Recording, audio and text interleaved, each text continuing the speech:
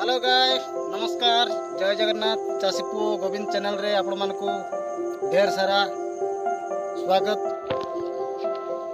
नमस्कार भाई माने, हमर धान कटा प्राय सरलाणी। आमे धान उठे दीचु, हाथ कटा हमर होची, तेणु आमे धान कळी उठे नहीं आसचु। आमे धान मध्य गदा कर सारचु, कारण मेघ मध्य अंधार कलाणी। जेहेतु बाध्य होचु, काल बैशाखी आमको बहुत दाऊ साधुची।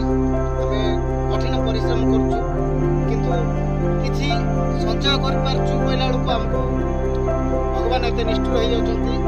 वर्तमान आमे पाल मध्य गुड़ेबा पड़िबो, कारण पाल न गुड़ेले धान नष्ट हो जिवो। एते बहुत कष्ट करके आमे गदा मध्य पुई सारचु।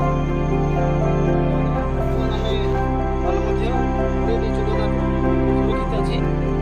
चिंता नहीं, वर्षा हम ताहले हमर धान मध्य सेफ।